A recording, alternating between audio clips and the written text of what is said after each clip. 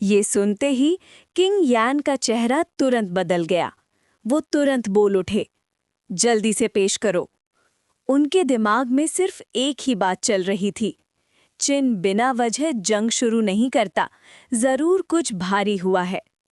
बेवजह जंग शुरू करने का नुकसान चिन का राजा भी अच्छी तरह समझता था। किंग यान को बिल्कुल यकीन नहीं था कि किंग ऑफ चिन इतनी बेवकूफ़ी करेगा। एक पैलेस अटेंडेंट तेज कदम चलकर आगे आया, हाथों में वो मोहर लगाया मेमोरियल संभालते हुए। वो अदब से झुककर उसे किंग यान को पेश कर दिया। किंग यान अपनी बेचैनी छुपा ही नहीं पाए। जैसे ही मेमोरियल उनके हाथ आया, उन्होंने उसे फौरन खोला, पर जैसे ही उनकी नज़र अंदर के लफ्ज़ों पर पड़ी, उनका चेहरा सफ़ेद पड़ गया। हाथ कांपते हुए कागज़ को पकड़ रहे थे। बर्बाद, हम बिल्कुल बर्बाद हो गए।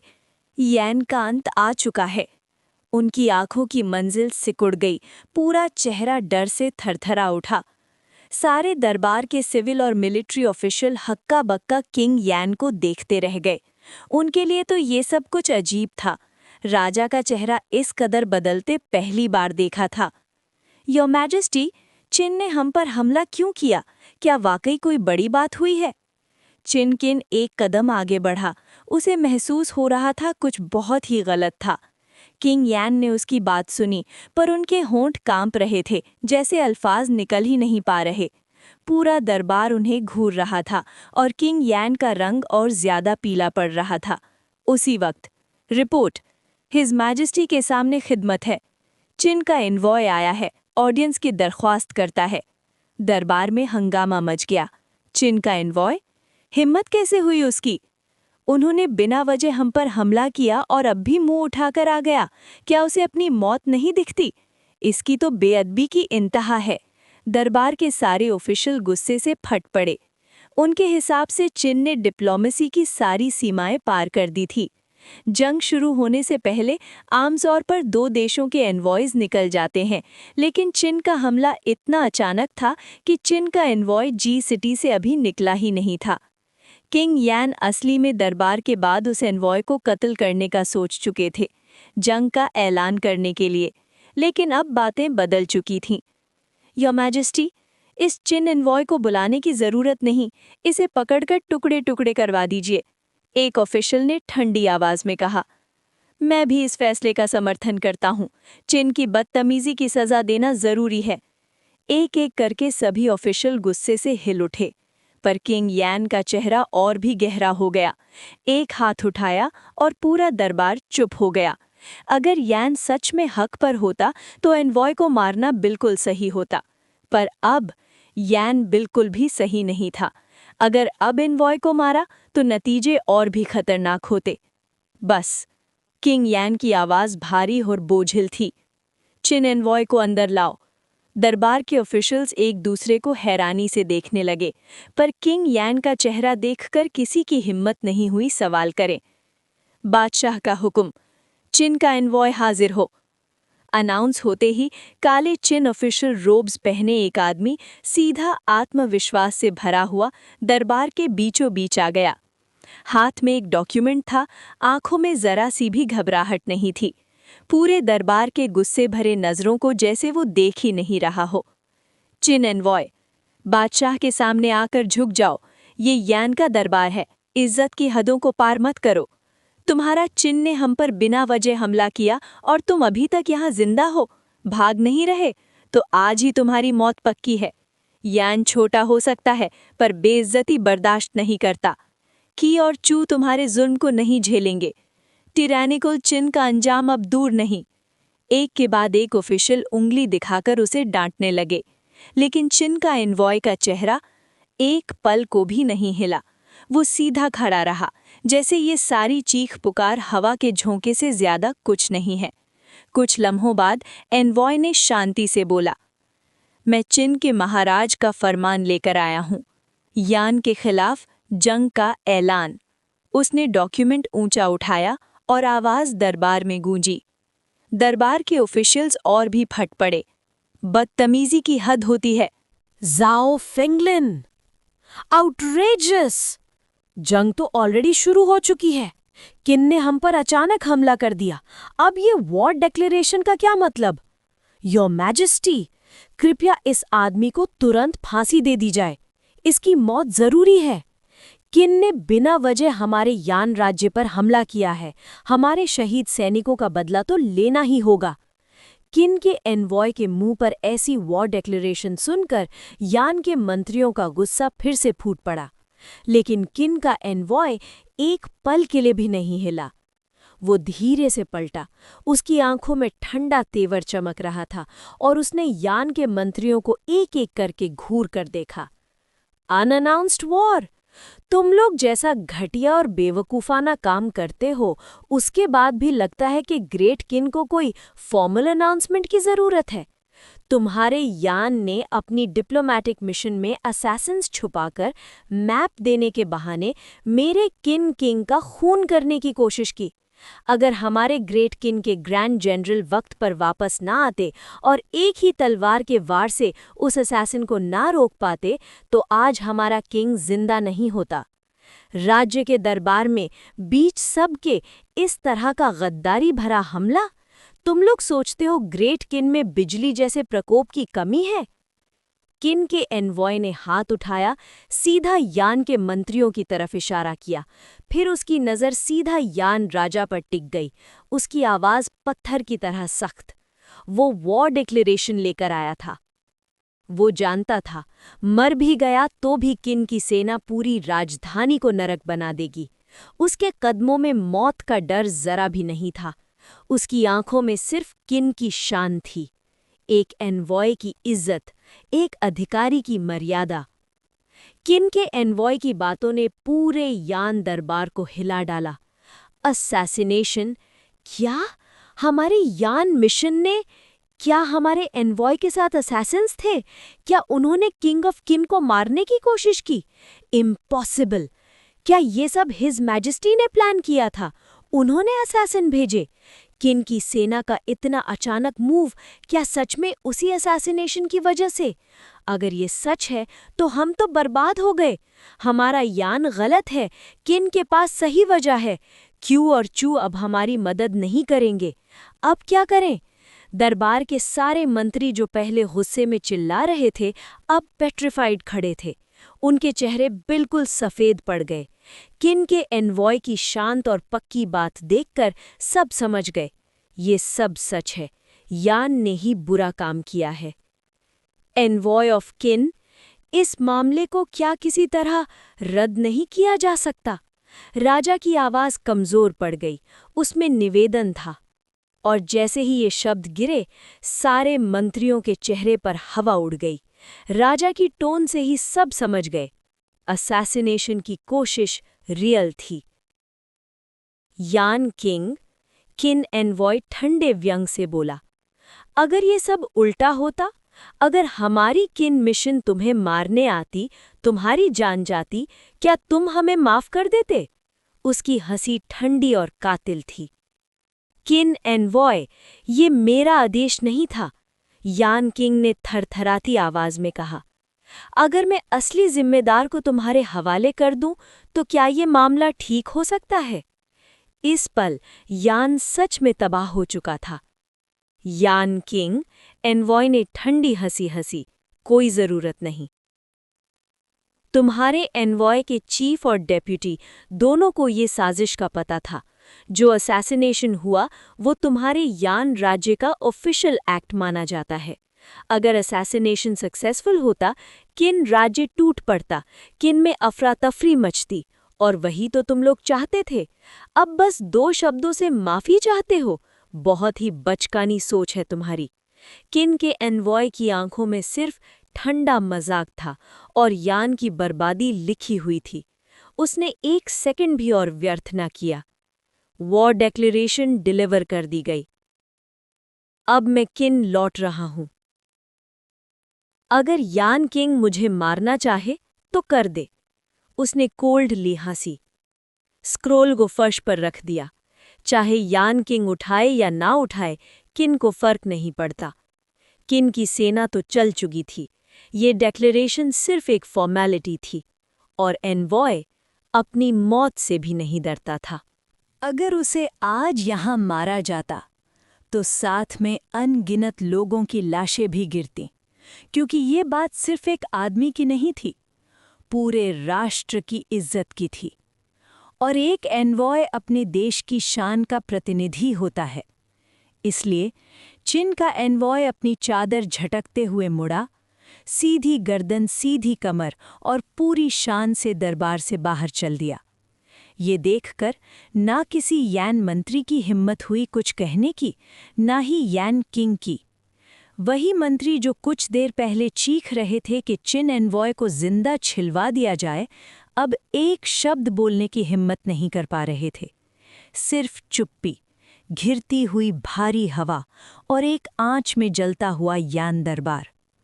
काफी देर तक कोई आवाज नहीं आई। फिर आखिरकार, योर मैजेस्टी, ये सब हो क्या रहा है? क्या असैसिनेशन मिशन सच में आपका ही आदेश था? चिन मंत्री क्विन चिन ने हिचकिचाते हुए पूछा। पूरा दरबार अब राजा यान को घूर रहा था। गुस्से, द्वेष और निराशा से भरी नजरें सब उस एक आदमी पर टिक गई थीं, क्योंकि इस एक गलती ने, जो यान पहले सच्चाई के साथ खड़ा था, अब उसे ही दोषी बना दिया था।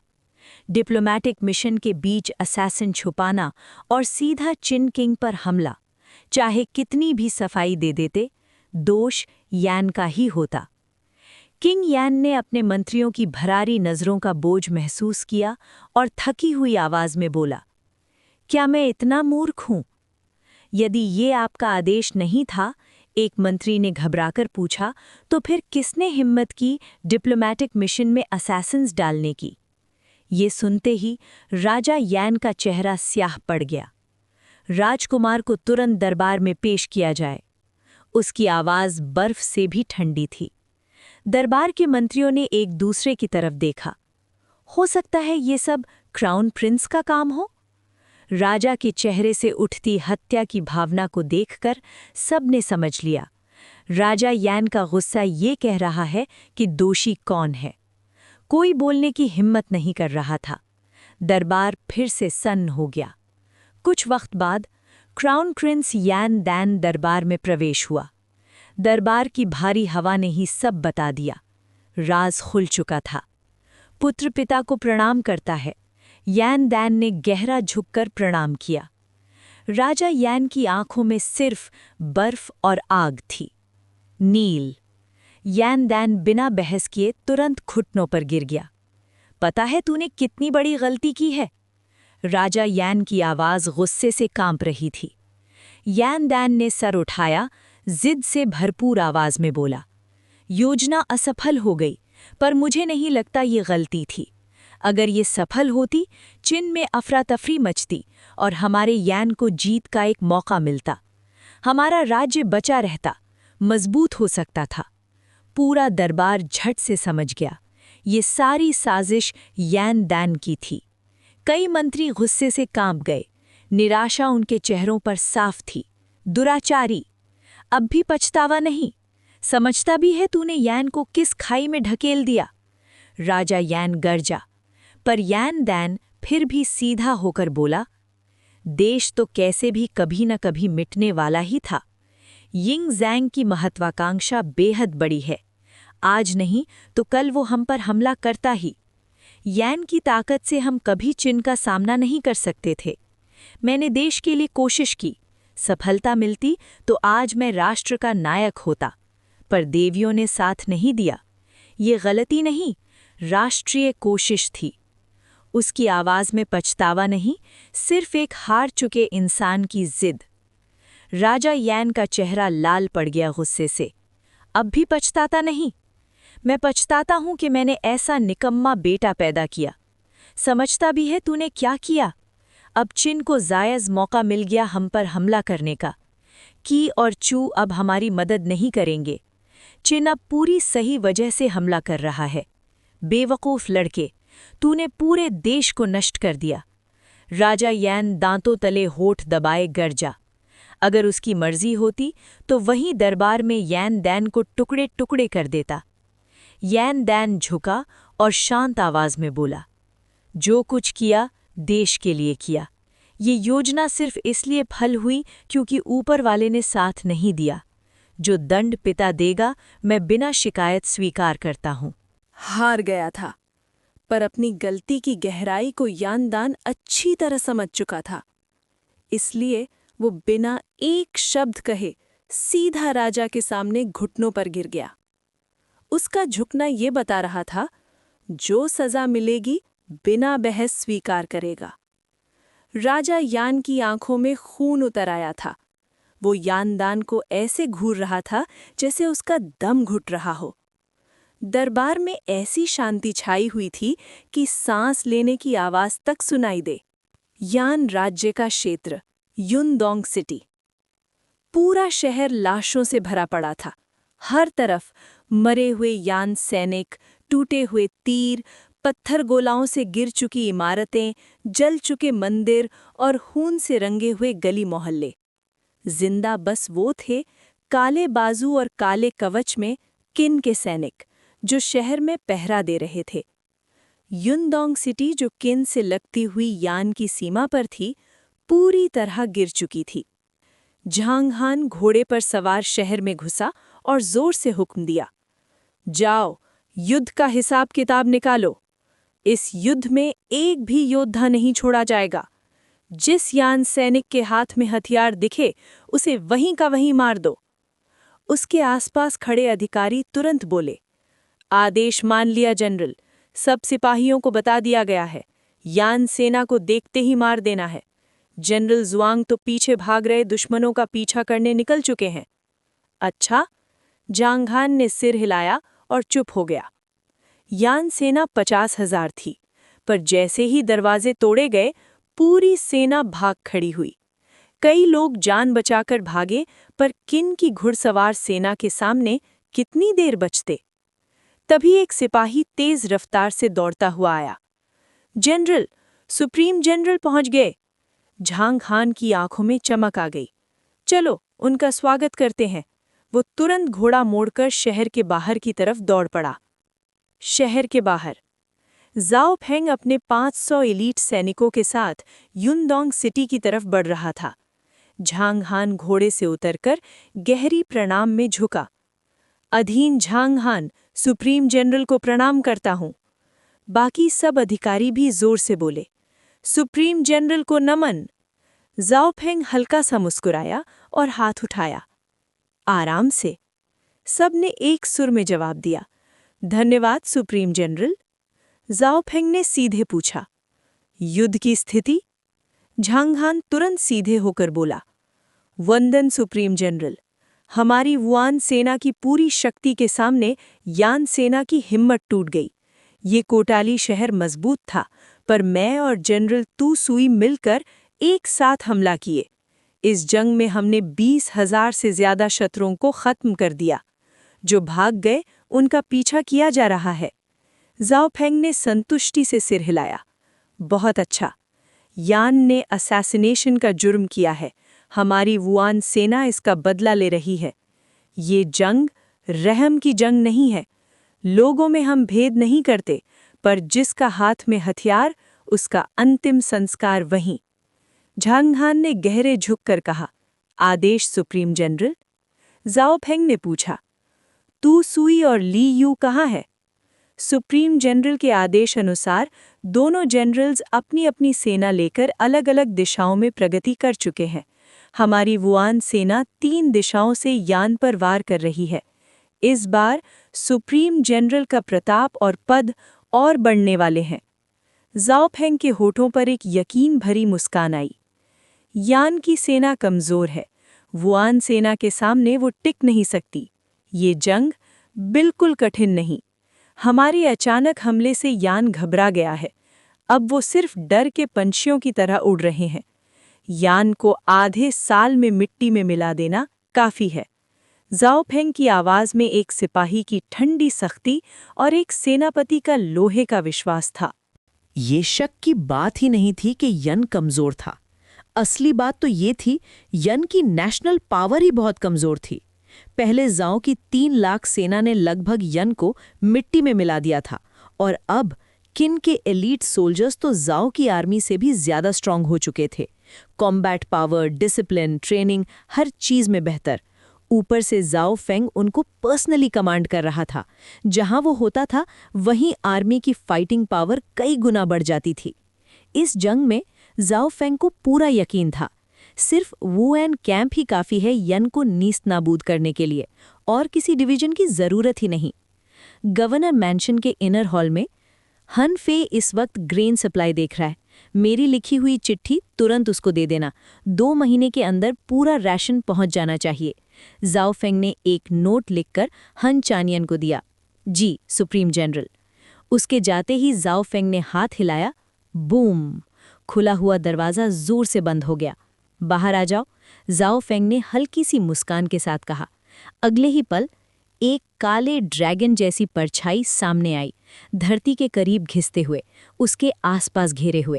As expected of a fierce beast, इसका जो बेलफुल ऑरा है ना, ये किसी भी स्पिरिट स्टोन से कहीं ज्यादा शानदार नरिशमेंट देता है। अब तो ये 3 मीटर तक बढ़ चुका है। जाओ फेंग ने उस काले ड्रैगन को देखकर मुस्कुराया। किन यन की ये जंग बॉर्डर से शुरू हुई थी, आउटपोस्ट्स को कुचलकर सीधा युनडोंग सिटी को लूट ले गई। पूरा बैटलफील्ड किलिंग इंटेंट से भर चुका था। आम लोग तो ये मर्डरस ऑरा देख नहीं सकते थे, पर कोई भी वहां कदम रखता तो रीढ़ से ठंड उसकी हड्डियों तक उतर जाती। पर इस ड्रैगन की वजह से ये सारा बेलफुल ऑरा वो खुद चाट जाता और अपने ग्रोथ का फ्यूल बना लेता। पहले ये सिर्फ 1 मीटर का था, अब 3 मीटर का हो गया था, और जितनी जंग होगी उतना ये बड़ा होता रहेगा। चलो अब जाओ, जो एनर्जी खाई है उसे डाइजेस्ट कर लो। अग्नि जंग होगी तो तुम्हें दोबारा बुलाऊंगा। एक फ्लिक के साथ जाओ फेंग ने उस काले ड्रैगन को पेट स्पेस में वापस भेज दिया। 3 मीटर और मेरे एट्रीब्यूट्स 5000 पॉइंट्स बढ़ गए। ये बीस्ट तो कमाल की चीज है। सोचो जब ये फुल मैच्योर हो जाएगा तो कितना डरावना बन जाएगा। जाओ फेंग अपना एट्रीब्यूट स्क्रीन देखकर हैरान रह गया। जिन एट्रीब्यूट्स को 5000 तक पहुंचाने में उसे हजारों लड़ाइयां और अनेक दुश्मनों की मौत लगी थी, वो ब्लैक ड्रैगन सिर्फ बेलफुल ऑरा खाकर इतना पावर गेन कर रहा था। पर ज्यादा सोचने का वक्त नहीं था। उसके पास डेटा सेंट बॉडी थी और वो एट्रीब्यूट्स कलेक्ट करके इतना स्ट्रांग बन सकता था जितना कोई नहीं।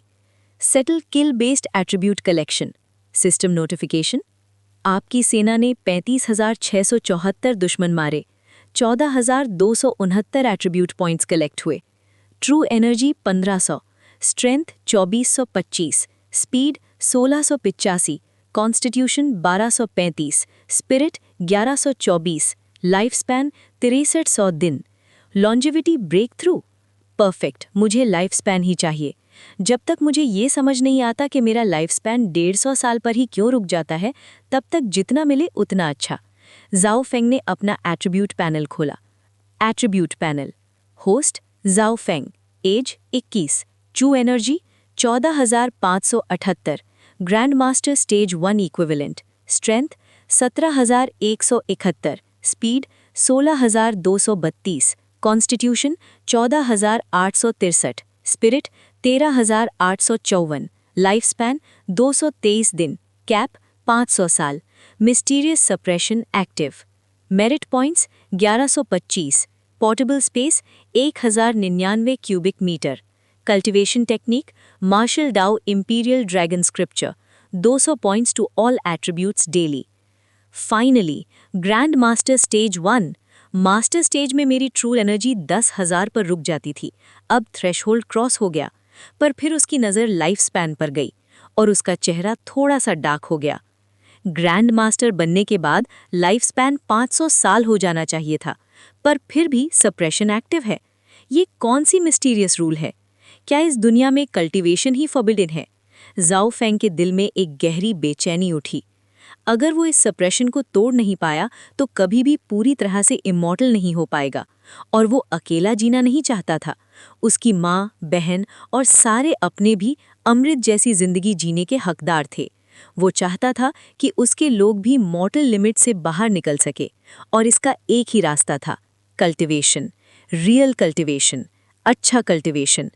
अभी मैं कमज़ोर हूँ, अभी इस राज को नहीं खोल सकता, लेकिन एक दिन ज़रूर खोलूंगा। जाओ फेंग ने गहरी सांस ली और अपनी टेक्निक एक्टिवेट की।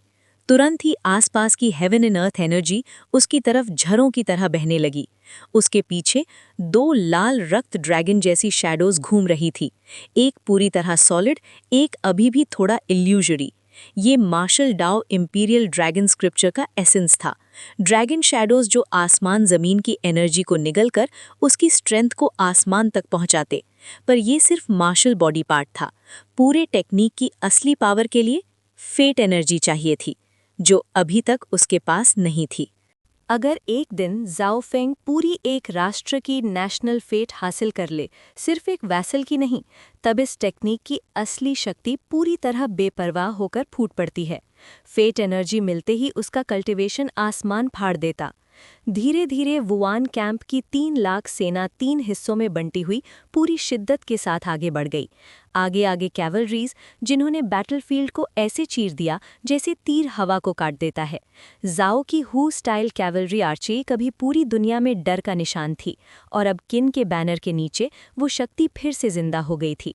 सारी स्टेट्स में कैवलरी का असली इस्तेमाल सिर्फ किन और चूली करते थे, और इस जंग में जाओ फेंग ने अपने तीनों जनरल्स को सिर्फ एक हुक्म दिया था: यान के शहरों को सबसे तेज गति से कब्जा करो, जिस भी दुश्मन का सामना हो उसे तुरंत कुचल दो। कैवलरी और इन्फेंट्री इतनी परफेक्ट कोऑर्डिनेशन में चल रही थी कि यान की सेना टिक न पाई। बस 1 महीने के अंदर यान के वेस्टर्न टेरिटरीज के 35 शहर गिर गए। जी सिटी, यान की राजधानी। महाराज, किन की सेना रुक ही नहीं रही। जनरल किन यूयांग सिटी के लिए तुरंत रीइंफोर्समेंट्स मांग रहे हैं। अगर हमने अभी सेना नहीं भेजी तो शहर 1 महीने भी नहीं टिक पाएगा। फर्श तक सांस लिए हुए डरपोक आवाज में मैसेंजर नीचे झुक गया। किंग यान का चेहरा सख्त हो गया। पहले जब जाओ हमला करते थे, यूयांग तक पहुंचने में उन्हें 4 महीने लग जाते थे। ये किन सिर्फ 1 महीने में कैसे पहुंच गई? एक कोर्ट ऑफिशियल कांपते हुए बोला, योर मैजेस्टी, किन की सेना पुरानी जाओ की सेना से कई गुना ज्यादा शक्तिशाली है। उनका पिछला मोर्चा सेफ है, राशन भरपूर है, कोई एक्सटर्नल थ्रेट नहीं, और सबसे बड़ी बात, सुप्रीम जनरल जाओ फेंग खुद सेना का नेतृत्व कर रहे हैं। हम उनका सामना नहीं कर सकते। जाओ फेंग, फिर से वही नाम, वो मरता क्यों नहीं? किंग यान ने गुस्से और निराशा में अपना मुख बिगाड़ लिया। तभी एक ठंडी सोच उसके दिल पर बिजली बनकर गिरी। उसका जो गुप्त जासूस जाओ फेंग के पास था, उसकी बेटी अब तक कोई कदम नहीं उठा पाई थी। कितनी सेना हम अभी भी मोबिलाइज कर सकते हैं? उसने पूछा। महाराज, ऑफिशियल बोला, यदि हम यूयांग को बचाना चाहते हैं तो जी सिटी के आसपास की सारी सैन्य वहां भेजनी होंगी। अभी यूयांग में 3 लाख सोल्जर्स मौजूद हैं। ये हमारी टोटल सेना का 80% है। अगर और चाहिए तो बस रॉ रिक्रूट्स और रॉयल गार्ड्स ही बचते हैं। किंग यान के दांत कस गए। रॉयल गार्ड्स छोड़कर बाकी हर एक सिपाही यूयांग भेजो। जितनी जल्दी हो सके यूयांग गिरा तो यान का अंत निश्चित है। एक जनरल झुककर बोला, मैं तुरंत हुक्म तैयार करवाता हूँ। किंग यान ने सिर हिलाया, फिर फॉरेन अफेयर्स के मिनिस्टर की तरफ मुड़ा। किन और चू से क्या जवाब मिला? मिनिस्टर ने निराशा भरी सांस ली। महाराज, दोनों राज्यों ने स्पष्ट कह दिया है कि असैसिनेशन हमारा ही पाप था। किन को पूरा हक है जंग करने का। किन और चू के पास हिस्सा लेने का कोई कानूनी आधार नहीं।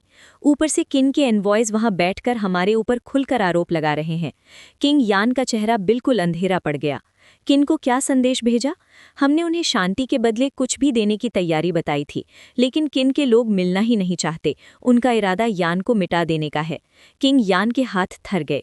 किन और चू को दोबारा एनवॉय भेजो। उन्हें समझाओ, यान आज गिरा तो कल उनकी बारी है। हर संभव तरीका इस्तेमाल करो।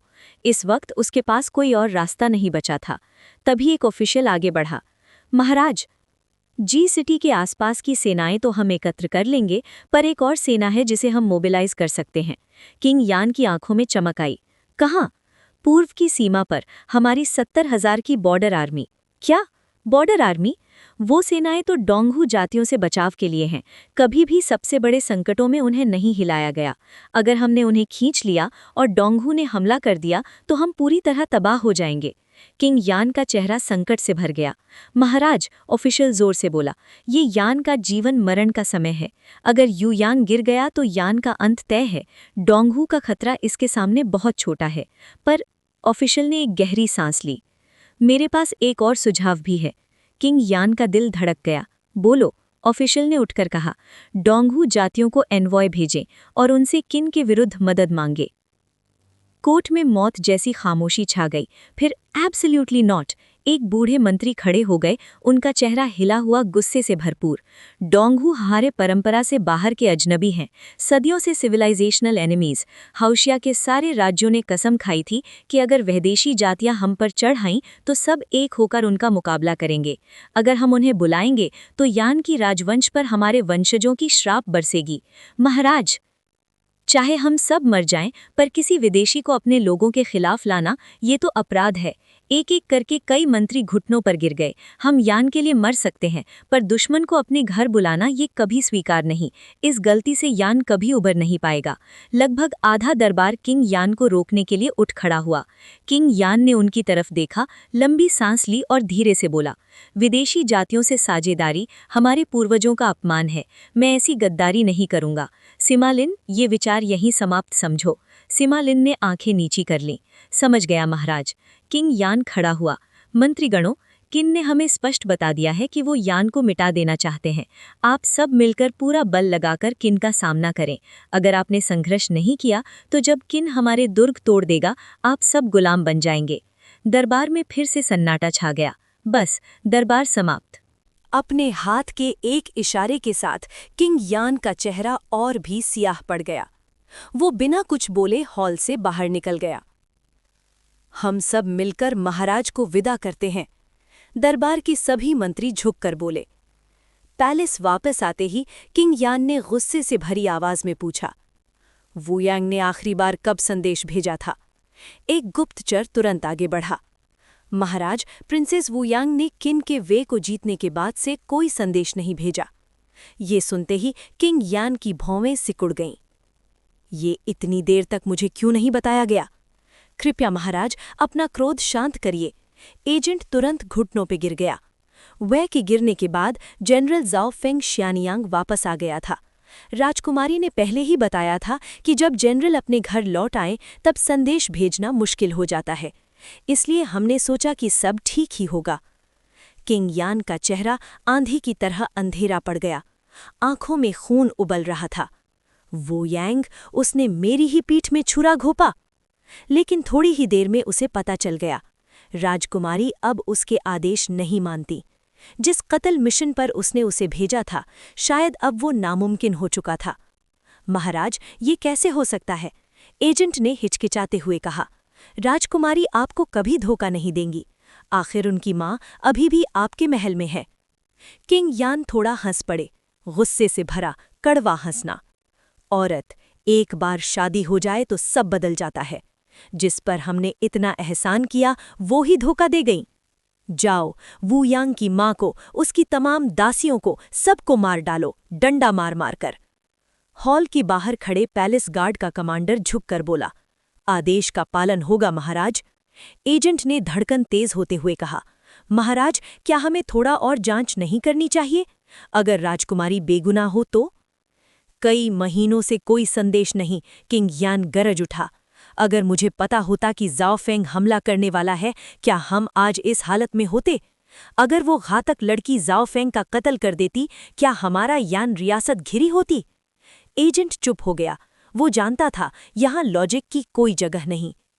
कुछ ही पल बाद पैलेस गार्ड कमांडर दोबारा भागते हुए आया। महाराज, मैडम वू गायब हो गई हैं, अपनी सबसे नज़दीकी सहायिकाओं के साथ। किंग यान का रंग उड़ गया। क्या? दूसरी तरफ एक छोटे से शहर में एक शांत कोर्टयार्ड।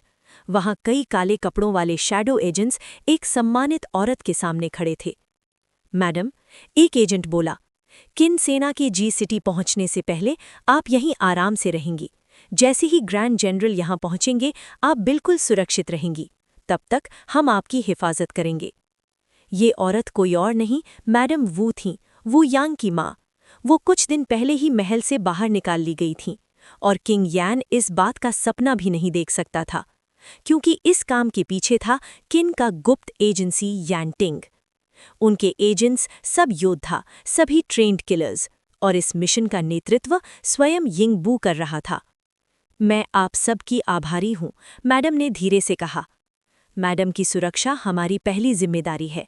यिंगबू ने बाहर तैनात एजेंट्स को आदेश दिया। जी, समझ गए। मैडम, यिंगबू ने झुककर कहा। मुझे ग्रैंड जनरल को रिपोर्ट देने जाना होगा, फिर मुलाकात होगी।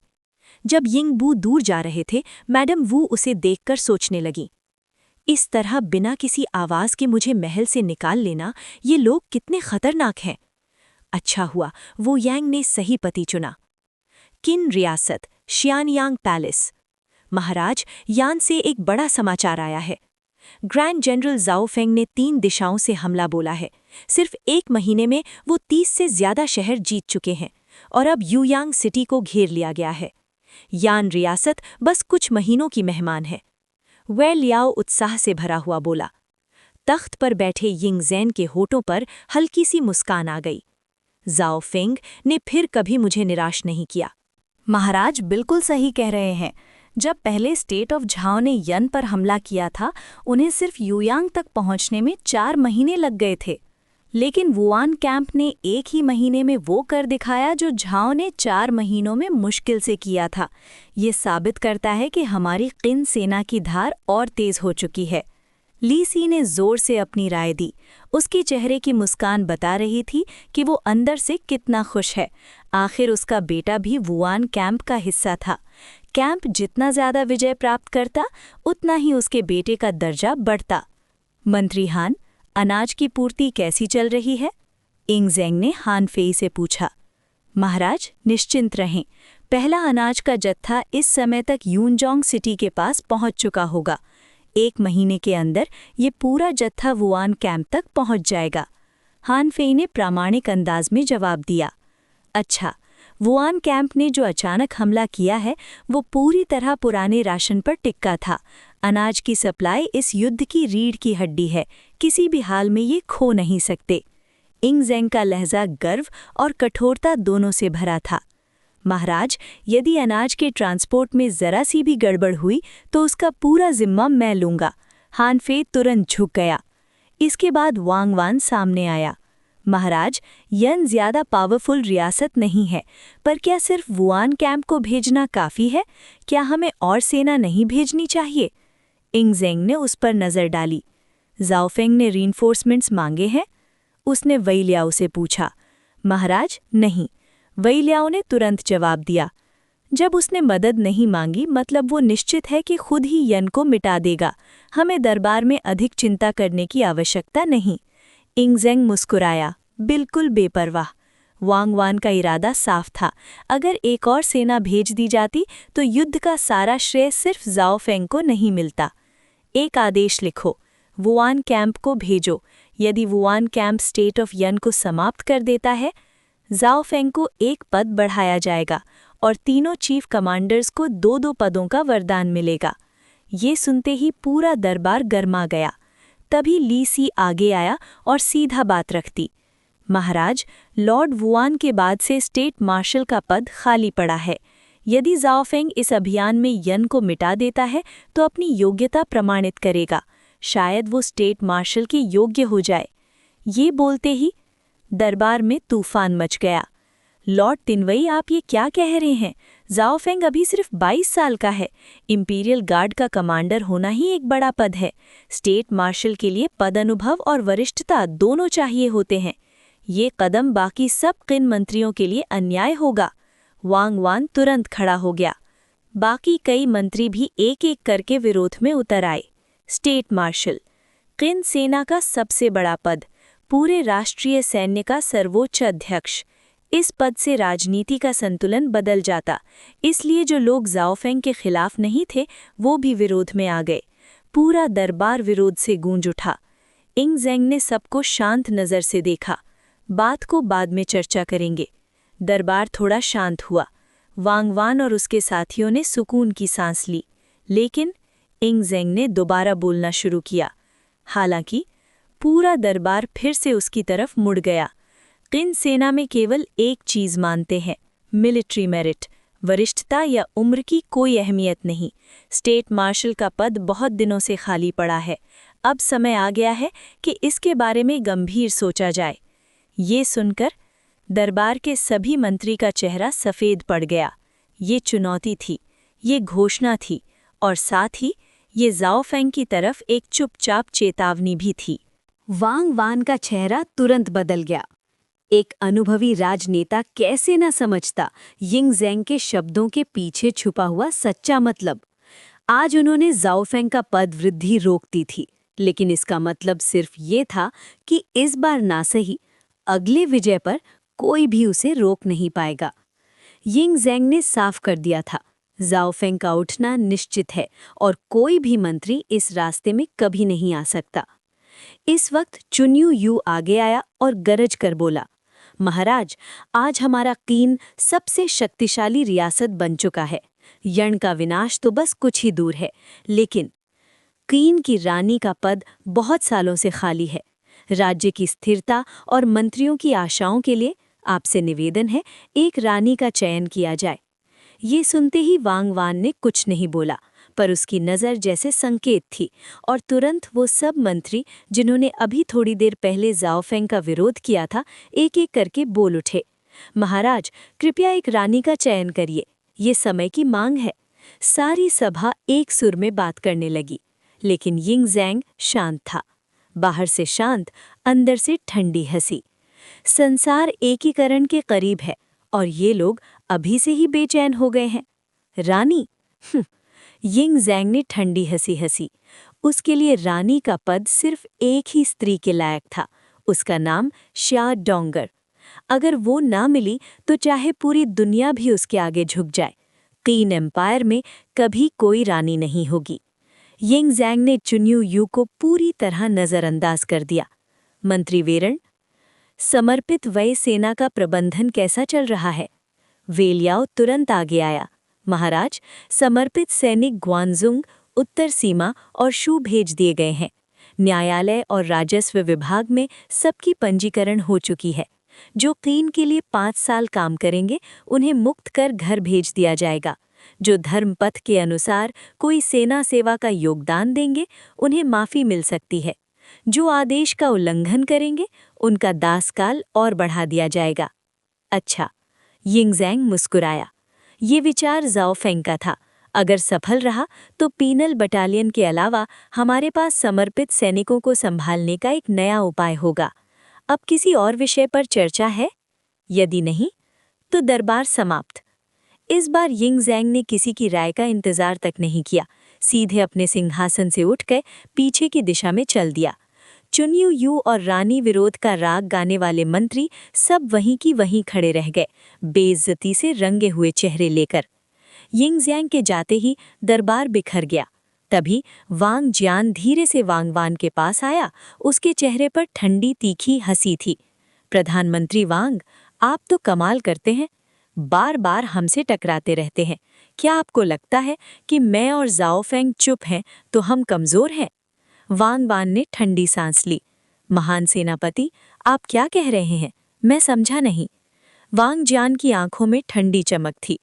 आप बहुत ही चालाक व्यक्ति हैं प्रधानमंत्री, नाटक की जरूरत नहीं। जब आप बार बार ज़ाओफेंग का विरोध करते हैं तो याद रखना, जो बाद में होगा उसके जिम्मेदार आप अकेले होंगे।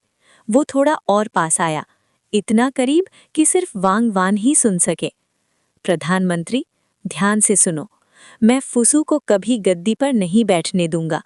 अगर उसको युवराज बनाने की कोशिश की गई तो मैं अपनी सेना की ताकत इस्तेमाल करूंगा। और तुमने कहा था कि हम दोनों के पास ज्यादा सेना शक्ति है। चिंता मत करो, जल्द ही तुम्हें पता चल जाएगा इसका असली मतलब क्या होता है। वांग जियान उसके कान में ये शब्द छोड़कर तेज कदमों से चल दिया। वांग वान वहीं खड़ा रह गया, जैसे किसी ने उसकी जान निचोड़ ली हो। उसका चेहरा सफ़ेद पड़ चुका था। वांग जियान और ज़ाओफेंग कीन की आधी सेना पर नियंत्रण रखते थे। अगर वो कभी विरोध करते तो कीन का इतिहास पलट सकता था। वांग वान की रूह तक कांप गई। अगर इस युग में कोई रिकॉर्ड होता तो वो आज ही वांग जियान को गद्दारी का आरोप लगा देता, लेकिन कोई गवाह नहीं, कोई सबूत नहीं। अगर वो ये बात दोहराता तो लोग उसे पागल समझते। वांग जियान, ये आदमी बदल चुका है। वांग वान की आंखों में निराशा भर गई। सब कुछ उसके हाथ से निकल चुका था। जब तक वांग जियान चुप था वो निश्चिंत था, लेकिन अब वांग जियान अब बर्दाश्त करने वाले लोगों में से नहीं रहा। तभी प्रधानमंत्री, वांग जियान ने क्या कहा? वेज्वांग चुपके से पास आया और धीरे से पूछा। वांग वान का चेहरा संकेत दे रहा था, मामला बहुत ही गंभीर था। वो कुछ बोले बिना बस हाथ से इशारा करके दरबार के बाहर की तरफ चल दिया। वेजवांग का चेहरा भी बदल गया। उसने समझ लिया, आज दरबार में कुछ ऐसा हुआ है जो पूरे तीन को हिला सकता है। वांग जियन और प्राइम मिनिस्टर वांग के बीच की दुश्मनी अब पूरी तरह से सामने आ चुकी थी। मिलिट्री और सिविल ऑफिशियल्स का ऐसे टकराना ये कभी भी अच्छा संकेत नहीं होता। प्राइम मिनिस्टर वांग तो क्राउन प्रिंस का पक्ष लेते हैं, और जब वांग जियन उनके सामने खड़े हो गए तो इसका मतलब हुआ कि वो सीधे क्राउन प्रिंस के अगेंस्ट खड़े हैं। मंत्रियों के चेहरे पर चिंता साफ दिख रही थी। कोर्ट के अंदर घटनाएं बहुत तेज बदल रही थी। वांग जियन और जाओ फेंग दोनों प्राइम मिनिस्टर के विरोध में आ गए। इसका मतलब वो क्राउन प्रिंस फूसू के भी विरोध में हैं। आने वाले समय में राज्य की राजनीति बिल्कुल बदल जाएगी। इस सब को देखकर सबसे ज्यादा खुश कोई था तो वो था हु हाय। स्वर्ग मेरे साथ है, हु हाय ने दिल ही दिल में सोचा। उसके होठों पर एक ठंडी सी मुस्कान आ गई। आज कोर्ट में वांग जियन ने वांग वान को सरेआम चैलेंज किया। अब तो फूसू का इन दोनों महान सेनापतियों को अपने पक्ष में करना लगभग असंभव है, और जब ये दोनों फूसू के खिलाफ हो गए तो फूसू कभी भी क्राउन प्रिंस नहीं बन सकता। ये सोचकर हु हाय की खुशी का ठिकाना नहीं रहा। वो सीधा फूसू के पास गया। उसके चेहरे पर एक जीत की चमक थी। भाई, हु हाय ने हल्का सा झुककर कहा, आपके पास चाहे कितने भी समर्थक हों, पर आज की घटना के बाद उसका कोई मतलब नहीं। चीन के 4 महान जनरल्स में से 2 को आपने नाराज कर दिया। उनमें से एक तो पिता महाराज का प्रताप का डार्लिंग है, जिसे ग्रैंड मार्शल की पोजीशन तक देने की बात चल रही थी। ठस ठस ठस, हु हाय ने हंसी दबाते हुए कहा, एक ही दिन में आपने दोनों मिलिट्री पिलर्स को अपने विरोध में कर दिया। क्या कमाल की सूझबूझ है आपकी। फूसू का चेहरा बिल्कुल काला पड़ गया। हु हाय फिर भी रुका नहीं। उसने अपनी चादर झटकी और बड़े ईगो के साथ वहां से निकल गया। नीचे पैलेस के अंदर जैसे ही यिंगज़ेंग महल लौट कर आए, वैंग, आपको इतनी देर क्यों लग गई? हम बहुत देर से वेट कर रहे थे। जाओची की थोड़ी नाराज सी आवाज ने पूरा महल गुंजा दिया, और उसी पल यिंगज़ेंग के चेहरे से सारी थकान और सारा गुस्सा गायब हो गया। वो मुस्कुराए बिना नहीं रह पाए। एक इशारे पर जाओ गाओ और सारे खादिम तुरंत बाहर चले गए। इधर आओ, आवैंग ने तुम दोनों को कितने दिनों से नहीं देखा। आओ, आवैंग तुम्हें गले लगाए। यिंगज़ेंग झुककर दोनों बच्चों की तरफ बाहें खोलकर बैठ गए। जाओची और जाओलिंग बिना किसी हिचकिचाहट के सीधे उनकी तरफ दौड़ पड़े। ये दोनों अभी अभी शाचंग से लौटे थे और रास्ते में काफी धीरे सफर हुआ था, इसलिए 2 दिन पहले ही सियानयांग पहुंचे थे। अरे वाह, मेरे दोनों पोते तो काफी भारी हो गए हैं। यिंगज़ेंग ने मुस्कुराते हुए उन्हें एक एक हाथ में उठा लिया। हमने शाचंग में बहुत सारा मांस खाया, जाओची ने गर्व से कहा। हमने तो भेड़िए का मांस भी खाया। तुम्हारे बाप ने तुम्हें शिकार पर ले गए थे? यिंगज़ेंग के होठों पर एक हल्का सा स्मर्क आया। हाँ, दोनों बच्चे जोर से बोले। फिर दोनों एकदम नाटक के अंदाज में हवा में हाथ हिलाते हुए बोले, बाप तो कमाल के हैं, बिल्कुल देवता जैसे। एक ही मुक्का मारा और पूरा वुल्फ पैक उड़ गया। यिंगज़ेंग हंस पड़े। अच्छा, इतना महान बन गया तुम्हारा बाप। ठीक है, अगले बार आवैंग खुद देख लेगा। उनकी बातों पर बच्चे सीधी होकर बोले, दिखाएंगे, पक्का। यिंगज़ेंग उन्हें गोद में लेकर अपने सिंहासन पर जाकर बैठ गए। इतने दिन बाद मिले हो, आवैंग को याद किया था? उन्होंने प्यार से पूछा। हाँ, दोनों बच्चों ने एक साथ जवाब दिया। अगर तुम दोनों आवैंग को इतना मिस करते हो तो कैसा रहेगा अगर आवैंग बाद में तुम्हें घुड़सवारी पर ले जाए? यिंगज़ेंग ने प्यार से पूछा। ये आवैंग बेस्ट है, हमें आवैंग सबसे ज्यादा पसंद है। दोनों छोटे बच्चे उन पर तारीफों की बारिश करने लगे। इसी बीच अंदर के हॉल से दुनरुआ सामने आए। मंत्री दुनरुआ महाराज को प्रणाम करता है। बच्चों के सामने भी उनका व्यवहार पूरी तरह से आदर भाव से भरा था। बच्चे अभी छोटे थे, इस सब का मतलब नहीं जानते थे, और वैसे भी ये दोनों राजा के नाती थे, ज्यादा फॉर्मल होने की जरूरत ही नहीं थी। बोलो, यिंगज़ैंग ने बिना ऊपर देखे कहा। महाराज, दुनरुआ ने सीधे मुद्दे पर आते हुए कहा, जनरल ज़ाओ फेंग की चौथी पत्नी की माँ को हमने सुरक्षित निकाल लिया है। हाँ? यिंगज़ैंग ने तुरंत सिर उठाकर उनकी तरफ देखा, आंखों में हल्का सा आश्चर्य। जब हम पहुंचे तब तक उनकी माँ को पहले ही वहां से ले जाया जा चुका था, दुनरुआ ने तेजी से बताया। उनके साथ कुछ विश्वसनीय पैलेस मेड्स भी थीं। उन सबको बिना किसी निशान के बचा लिया गया। शुरुआत में तो यन का राजा भी इससे अनजान था। जब उसे पता चला, गुस्से में आकर उसने पूरे महल के नौकरों को तुरंत मार डालने का आदेश दे दिया।